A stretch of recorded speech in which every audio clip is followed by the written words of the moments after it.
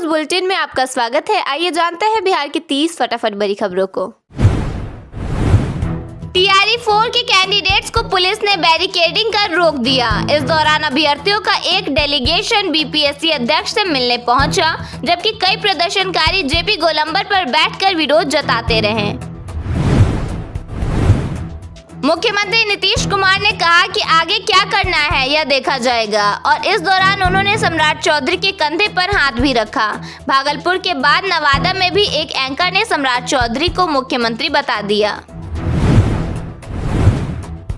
पटना में यूजीसी के समर्थन में छात्रों ने प्रदर्शन किया, जिस पर पुलिस ने लाठीचार्ज कर दिया। प्रदर्शनकारियों ने कहा कि वे कॉलेजों में अपमान बर्दाश्त नहीं करेंगे, जिसके बाद पुलिस उन्हें व्रजवाहन में बैठाकर ले गई। मुजफ्फरपुर में पुलिस और ग्रामीणों के बीच झड़प हो गई, जिसमें गोली लगने से एक बुजुर्ग की मौत हो गई और 3 पुलिसकर्मी घायल हो गए। घटना के बाद लोगों ने सड़क जाम कर प्रदर्शन किया। पुलिस पॉक्सो एक्ट के आरोपी को पकड़ने गई थी। खगड़िया में एक युवक की गोली मारकर हत्या कर दी गई। बताया गया कि उसने 2 साल पहले अपने बेस्ट फ्रेंड की पत्नी से लव मैरिज की थी। मृतक की पत्नी ने आरोप लगाया कि उसके पहले पति ने धमकी दी थी। सांसद सुरेंद्र यादव ने दावा किया कि जेडीयू में जल्द ही भगदड़ मचेगी। जहानाबाद में उन्होंने कहा कि कई नेता पार्टी छोड़ेंगे और केसी त्यागी का इस्तीफा इसकी सिर्फ शुरुआत है। कैमूर में एक डीजे संचालक की पीट कर हत्या कर दी गई। उसे माइक देने के बहाने बुलाया गया था, जहां लाठी रॉड से हमला किया गया। इलाज के दौरान उसकी मौत हो गई और पुलिस ने मुख्य आरोपी समेत 4 लोगों को गिरफ्तार कर लिया। मधेपुरा में बाइक लूटकर भाग रहे 3 बदमाशों को ग्रामीणों ने पकड़ लिया। लोगों ने उनकी पिटाई करने के बाद उन्हें पुलिस के हवाले कर दिया। आरोपियों के पास से देसी कट्टा और जिंदा कारतूस बरामद किए गए हैं।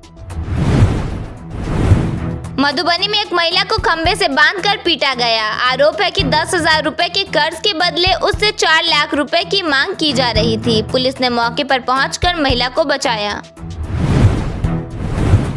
मुजफ्फरपुर में एक शिक्षक पर छात्रा को तीसरी मंजिल से फेंकने का आरोप लगा है। छात्रा के पिता ने कहा कि शिक्षक ने शादी का झांसा देकर 7 साल तक शोषण किया और विरोध करने पर उसे जान से मारने की कोशिश की। मुख्यमंत्री के संबोधन के दौरान कार्यक्रम छोड़कर जा रही महिलाओं को नीतीश कुमार ने रोक दिया। उन्होंने मन से ही कहा कि कहां जा रही हो, बैठो और सुनो क्या कहा जा रहा है। बिहार के सभी जिलों में आज मौसम सामान्य बना रहेगा। कई जिलों में अधिकतम तापमान 36 से 38 डिग्री के बीच रहने की संभावना है। पटना मेट्रो प्रोजेक्ट अब तेजी से जमीन पर उतरती दिख रही है। मेट्रो कॉरिडोर 2 पर सुरंग निर्माण का काम रफ्तार पकड़ चुका है। मोइनुल हक से राजेंद्र नगर के बीच लगभग 1 किलोमीटर लंबे अंडरग्राउंड सेक्शन में अत्याधुनिक तकनीक से सुरंग बनाई जा रही है, जो शहर के भविष्य की यातायात व्यवस्था को पूरी तरह बदल सकती है। पटना में परसा संपतचक के बीच 4 लेन सड़क बनाई जाएगी। इससे लोगों को सहूलियत मिल सकेगी। इस 4 लेन को बनाने में 330.24 करोड़ रुपए खर्च किए जाएंगे।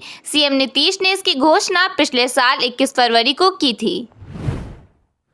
बिहार में मौसम का मिजाज इन दिनों पूरी तरह बदलता नजर आ रहा है। एक और कुछ जिलों में हाल ही में बारिश और आंधी देखने को मिली, तो दूसरी तरफ अब अगले 2 दिनों तक तेज धूप और गर्मी लोगों को बेहाल करने वाली है। आईएमडी के अनुसार तापमान 37 डिग्री के पार जा सकता है, लेकिन असली ट्विस्ट अभी बाकी है, क्योंकि तपती धूप के ठीक बाद बिहार के सभी 38 जिलों में आंधी तूफान और बारिश का येलो अलर्ट जारी कर दिया गया है।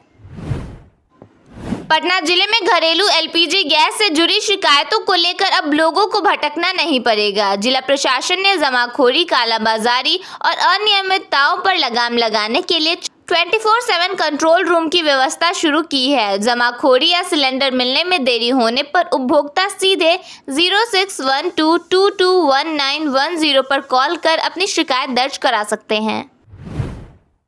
बिहार में समृद्धि यात्रा के चौथे चरण के दौरान मुख्यमंत्री नीतीश कुमार ने जमुई को विकास की बड़ी सौगात दी। बुधवार को उन्होंने 914 करोड़ रुपए की लागत से 370 योजनाओं का उद्घाटन और शिलान्यास कर जिले में विकास की नई तस्वीर पेश करने का दावा किया है। इस दौरान कुंड घाट परियोजना का उद्घाटन खास आकर्षण बना, जो करीब 18 साल बाद पूरी हुई। बिहार में बिजली के रेट को लेकर बड़ा फैसला लिया जा रहा है। प्रीपेड मीटर वालों को प्रति यूनिट 25 पैसे तक की छूट मिल सकती है। इसके साथ ही शहरी घरेलू उपभोक्ताओं को भी 18 पैसे प्रति यूनिट फ्री बिजली 1 अप्रैल से मिल सकती है। पटना सिटी के कंगन घाट पर अब देश विदेश से आने वाले श्रद्धालुओं को बड़ी राहत मिलने वाली है। पर्यटन विभाग की ओर से यहां 99.26 करोड़ रुपए की लागत से मल्टी लेवल पार्किंग का निर्माण शुरू हो गया है। जत्थेदार ज्ञानी बलदेव सिंह ने अरदास के साथ इस महत्वाकांक्षी परियोजना की आधारशिला रखी। बिहार के किसानों को 15 मिनट में केसीसी लोन देने की पहल शुरू कर दी गई है। फार्मर आईडी में ही नया ऐप के माध्यम से सुविधा दी जा रही है। फार्मर आईडी में किसानों की तमाम जानकारी उपलब्ध रहेगी। इसके माध्यम से किसानों को बिना डॉक्यूमेंट के केसीसी लोन मिल जाएगा। साथ ही बाढ़ और सुखाड़ जैसी आपदाओं में भी किसानों तक आसानी से राहत पहुंचाई जा सकेगी। बेगूसराय के चौराही में आलू की अच्छी पैदावार के बावजूद किसानों को गंभीर संकट का सामना करना पड़ रहा है। उत्पादन अधिक होने और बाजार में उचित मूल्य 4-5 रुपए प्रति किलो न मिलने से किसान आर्थिक दबाव में है। लागत 1200 रुपए प्रति क्विंटल निकालना मुश्किल हो रहा है, जिसमें भंडारण का खर्च भी शामिल है। बिहार में पटना गया डोभी एनएच को ग्रीन कॉरिडोर बनाया जाएगा। 2029 तक यह परियोजना पूरी की जा सकेगी। जानकारी के मुताबिक लगभग 21,500 पौधे लगाए जाने की योजना है। पर्यावरण, वन एवं जलवायु परिवर्तन मंत्री प्रमोद कुमार ने आदेश जारी किया है। मधुबनी जिले के जयनगर में north Bihar power distribution company limited में तैनात इंजीनियर मनोज कुमार रजक के खिलाफ ईओयू ने बड़ी कार्रवाई की है। टीम ने एक साथ 60 ठिकानों पर छापेमारी की। शुरुआती जांच में करोड़ों की संपत्ति का खुलासा हुआ है।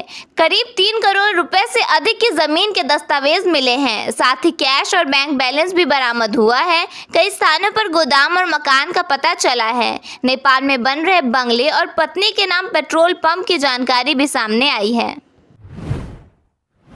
पटना में प्रिंटिंग प्रेस की आड़ में चल रहे अवैध लॉटरी कारोबार का एसटीएफ ने बड़ा खुलासा किया है। छापेमारी में करोड़ों की लॉटरी बरामद हुई। 18 लोगों को हिरासत में लेकर पुलिस पूछताछ कर रही है।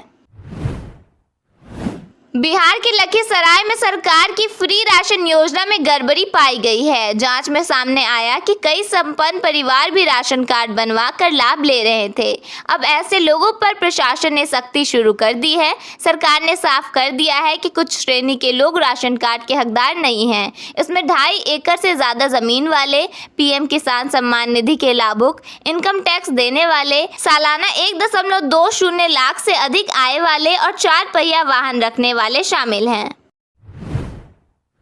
मुख्यमंत्री नीतीश कुमार के राज्यसभा जाने के फैसले पर पूर्व सांसद आनंद मोहन ने खुलकर नाराजगी जाहिर की है। उन्होंने कहा कि इस फैसले से जनता खुश नहीं है। वहीं दूसरी ओर उन्होंने निशांत कुमार की राजनीति में संभावित एंट्री का स्वागत करते हुए इसे बदलाव का संकेत बताया है। पटना में बालू माफियाओं ने पुलिस को ही खदेड़ दिया। अवैध बालू खनन की सूचना पर पुलिस पहुंची थी, लेकिन इस दौरान पुलिस को देख बालू माफियाओं ने उन पर हमला कर दिया। इसके बाद पुलिस ने आत्मरक्षा में गोली चलाई। घटना में किसी को गोली लगने की सूचना नहीं है।